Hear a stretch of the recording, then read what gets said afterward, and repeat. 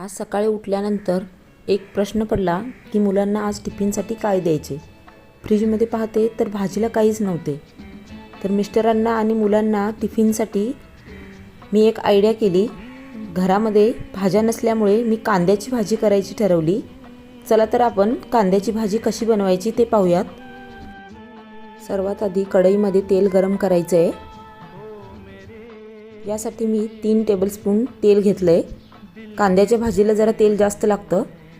तेल गरम झाल्यानंतर एक पाव चमचा मोहरी टाकून घ्यायची, चांगली तडतडू द्यायची आहे. पाव चमचा जिरे टाकायचे, तेही चांगले भाजायचे. आपण कांद्याचीच भाजी बनवणार आहोत, पण फोडणीसाठी थोडासा कांदा आणि कढीपत्ता भाजून घ्यायचा आहे.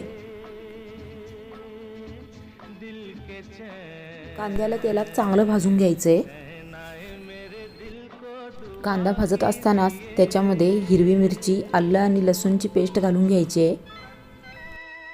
पुन्हा मिक्स करत व्यवस्थित हलवायचं आणि लसणाचा आणि आल्याचा कच्चा वास जाईपर्यंत याला भाजायचं आहे. आलं, लसूण, कांदा व्यवस्थित भाजला आहे. आता याच्यामध्ये टोमॅटो टाकून घ्यायचे. मी मीडियम साईजचा एक टोमॅटो घेतला आहे. भाजीला जेवढं मीठ लागतं तेवढं मी आत्ताच टाकून घेते. ह्या मिठामुळे थोडा टोमॅटो पण विरघळतो. पाव चमचा आता हळद घेतले, तीही चांगली मिक्स करायची. आता कढईमधला कांदा भाजला आहे. तुम्ही पाहू शकता, हे मी कांदे चिरून घेतलेत. मोठे मोठे 6 ते 7 कांदे आहेत. अशा थोड्याशा जाडसर आकारामध्ये कापून घ्यायचे. कढईमधले सर्व जिन्नस एकमेकांना चांगले मिक्स होईल असे परतून घ्यायचे. परतून झालं की तुम्ही जेवढं तिखट खाता तेवढं तिखट घालून घ्यायचं आहे. गरम चमचा अर्धा चमचा घालायचं आहे. हे सर्व व्यवस्थित मिक्स करून घ्यायचं आहे.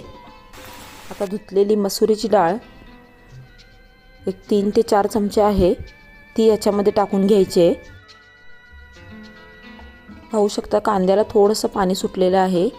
आता ह्याच कांद्याच्या पाण्यामध्ये तुम्हाला डाळ शिजवून घ्यायची आहे. आता मी झाकून ह्याला 1 मिनटं लो फ्लेमवर ठेवते. 1-1 मिनटातून झाकण खोलून ह्याला हलवून घ्यायचं. डाळ शिजेपर्यंत त्याला झाकून ठेवायचं आहे. डाळ शिजवताना थोडीशी कच्ची म्हणजे घटसर थोडीशी ठेवायची आहे, म्हणजे चवीला छान लागते.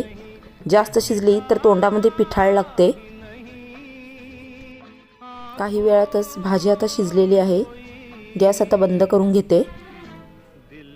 वरून कोथिंबीर घालायची आणि चांगलं मिक्स करून घ्यायचं. आणि गरम गरम भाकरी किंवा चपातीबरोबर ही भाजी अति उत्तम लागते. तुम्ही एकदा नक्की ट्राय करा.